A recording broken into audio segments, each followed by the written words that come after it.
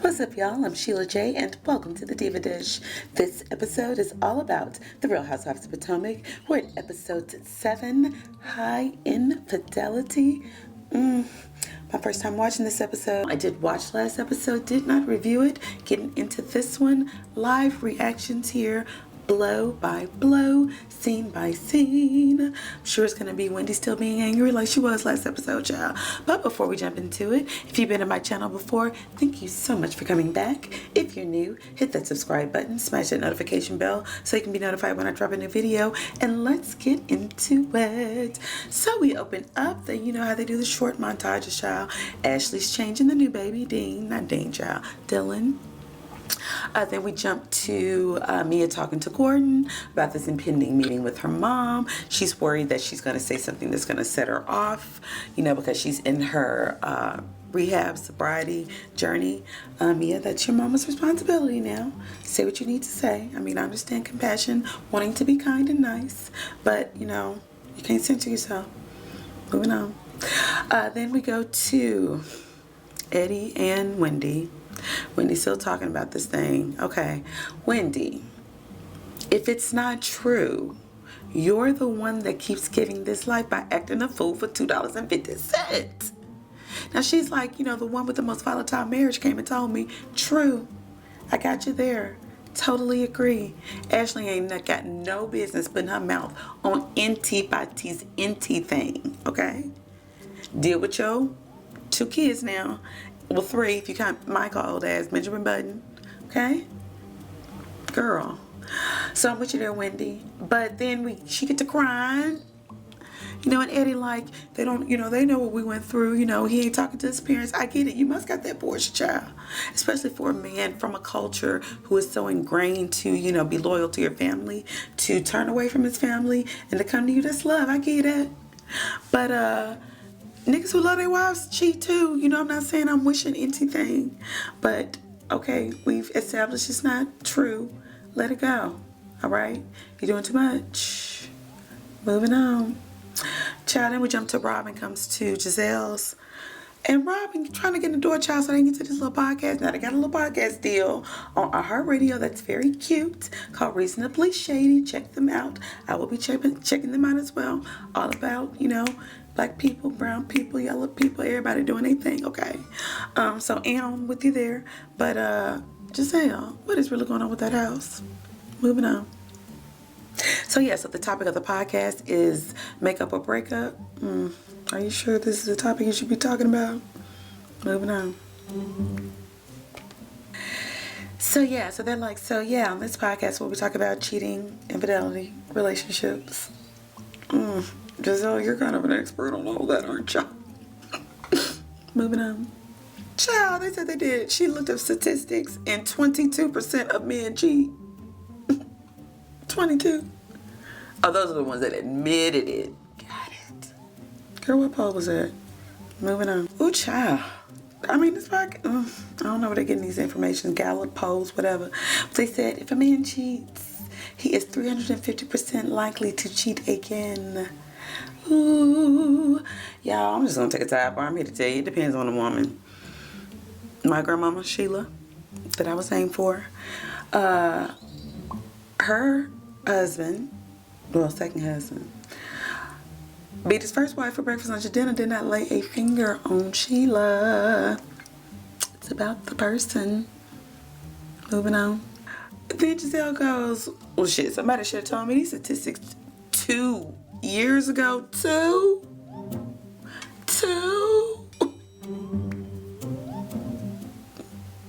Moving on. Ooh. So then it jumps to a confessional, and Giselle's like, the producer's like, so 2 years ago, what good would that have done 2 years ago? And you're talking about cheating and things 2 years ago. You were with Jamal.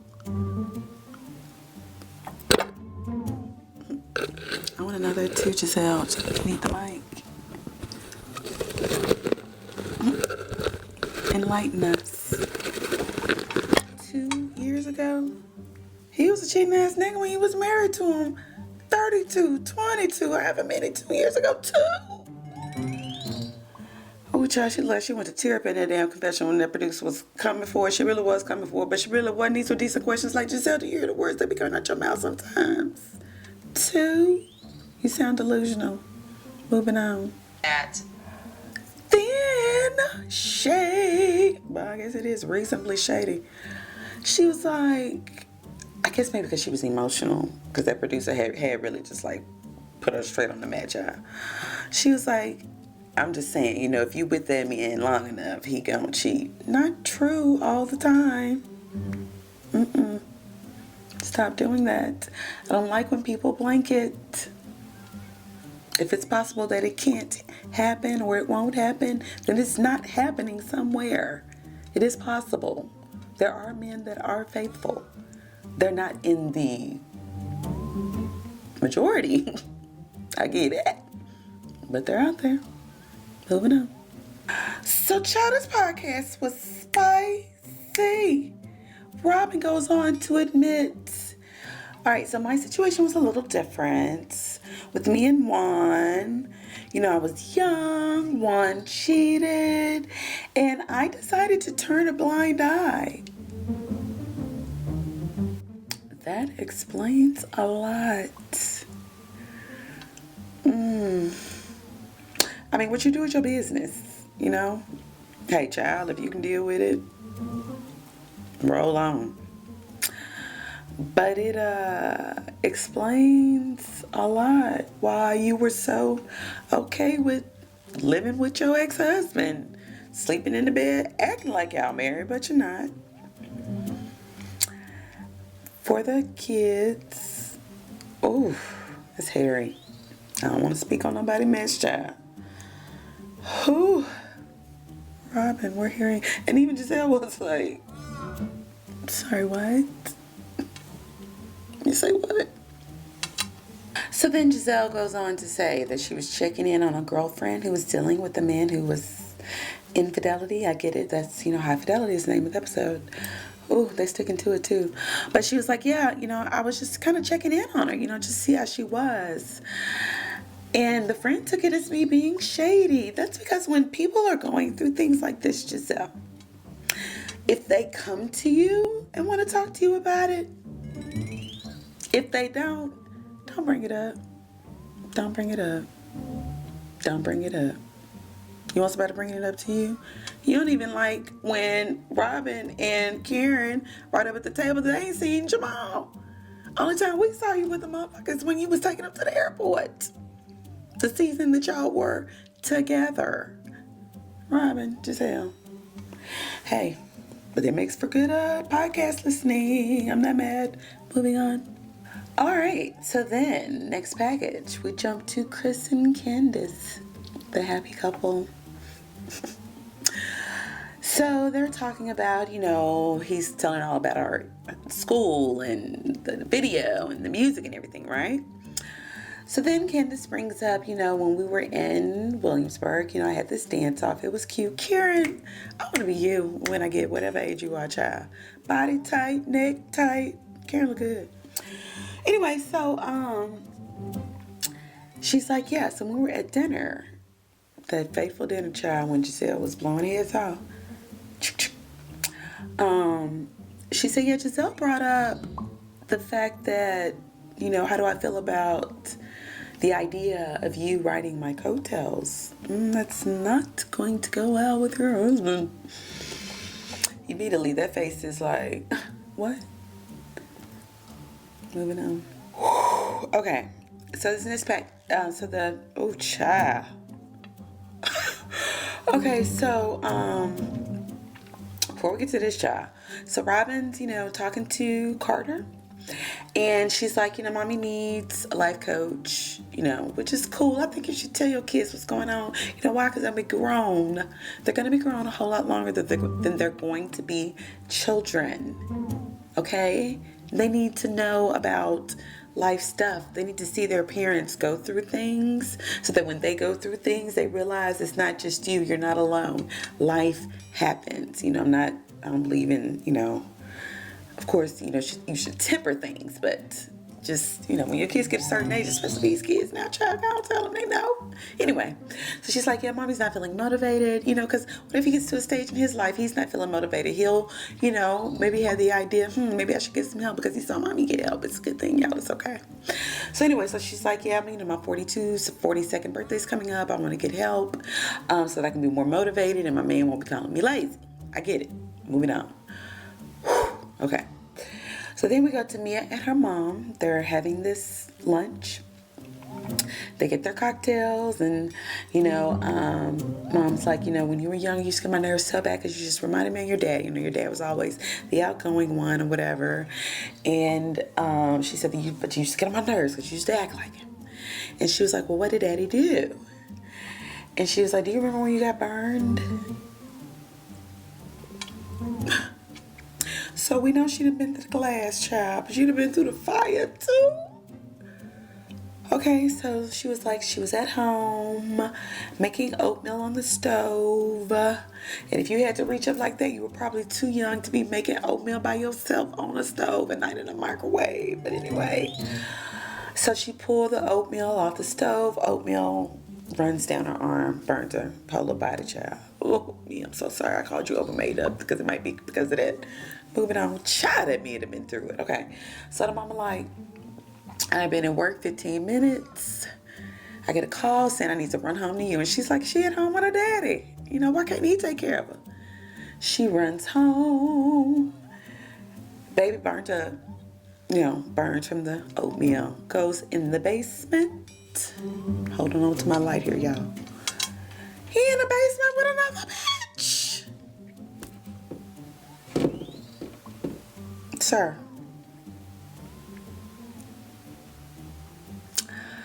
So then she goes on to say, your daddy also introduced me to drugs. Yeah. Hats off. Here are your flowers. Moving on. So yeah, so her and her mama just had a real moment. I'm slick emotional. It really helps when you get context for your parents' behavior.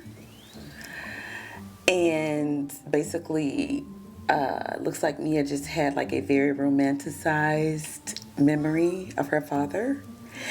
And her mama kind of just was like, your daddy was not all peaches and cream, boo. He had other women in the house, clearly. Got her on drugs. Well, introduced her to drugs. Even though, she was grown. So I ain't giving that too much, but still. And then she was like, and then 3 days later, I couldn't live without him. And she said after a while, the drugs, the other women, whew. She said, I tried to commit suicide over your daddy, child. They're both crying at the table.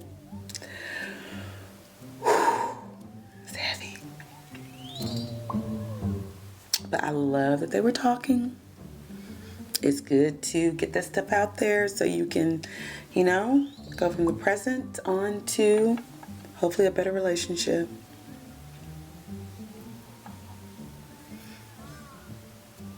Moving on. Baby Karen's so shady. She was like, I know y'all drove a long way. And Mia was like, I did. Because Mia came. It was Mia, Wendy, and Karen. And Anya, I don't know if she's the designer or what, child. But anyway, they're there having mimosas, looking at dresses. Wendy looked a mess. That wig, Wendy, is a no. Mia looked amazing. Pink coat on the shoulder with coral. I love pink and coral together. Mia's always together. And I love her a little bit more from this whole mama situation, so... This episode, I'm Team Mia until she gives me reason to do otherwise. She's an MVP right now. Moving on. Yeah, so while they're at this fitting, Mia's kind of like, Wendy tells her, Karen back there trying on dresses, child. And Wendy's like, yeah, this is the venue for the wedding. And Mia's like, oh, well, the interior is beautiful, which it was. It was gorgeous. But it The outside was a warehouse. I mean, you know, so she was throwing just a little shade job, a little snowflakes job. So then they get to talking about this invite that Giselle sent out. Mia does. Mia's like, yeah, so tonight I'm going to this party. It's for Robin's birthday. And I noticed you two guys weren't on the invite. And then it jumps to Giselle's confessional. She didn't got herself together from the whole, when the producer was blowing her head off earlier. She was like, you know, this is Wendy. This is Robin's birthday, you know. Karen didn't wish Robin happy birthday, and neither did Wendy. I can't say that I blame Giselle for not inviting them. Wendy, you were just saying that Robin's whole relationship was not there. Not real. I wouldn't invite your ass either. And Karen, you so goddamn shady. Kind of collateral damage.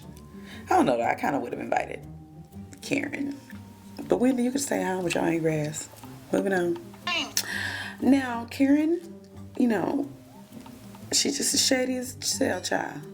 But she was honest. She was like, you know, Giselle, her dog's holler, child.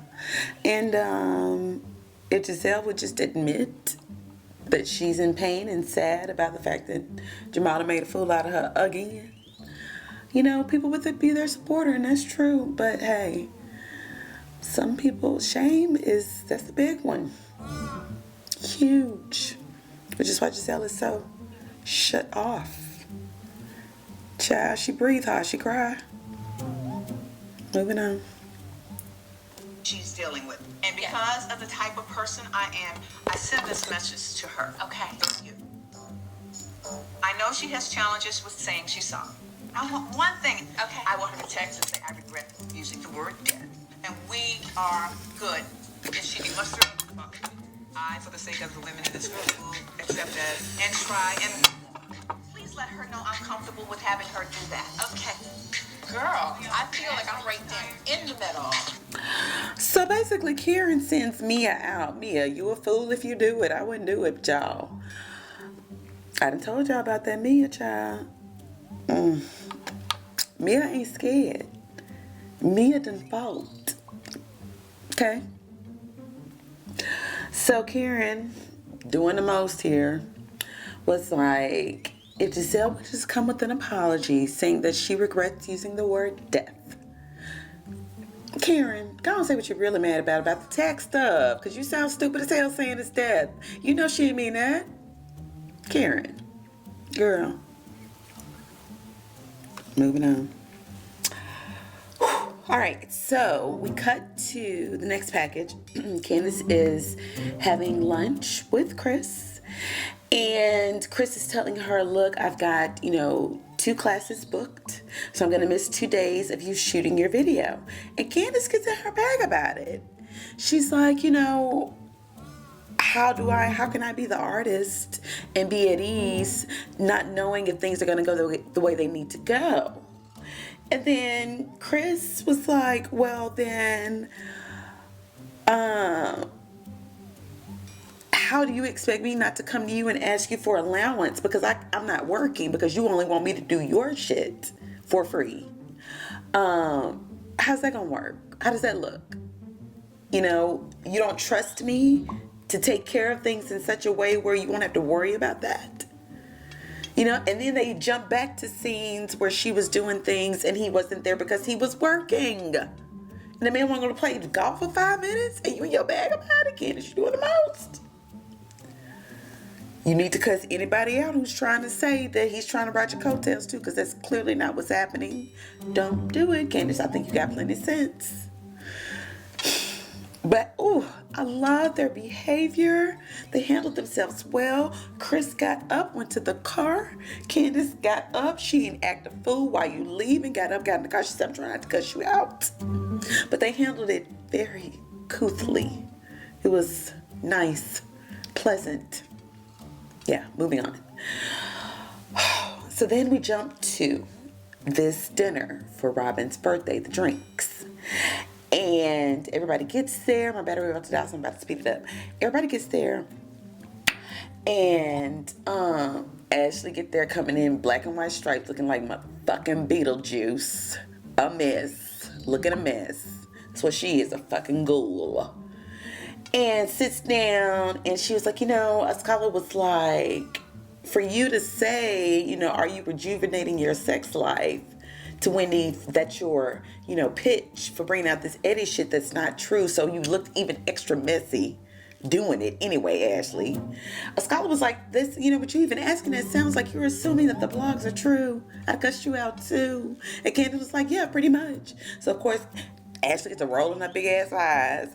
And Candace was like, you came in with your wide body and your wide ass forehead, a dirty ass milkmaid, stirring up shit, and then you left. Wide body, so you body shaming me? No, you shame yourself when you walk in the room with your wide ass and your wide forehead, slut. Ow. I don't like you, Ashley. You get no redemptions here. Okay? You full of shit. Your man a mess. And if I was you, I would just shut up. So nobody won't say nothing about you. Cause girl.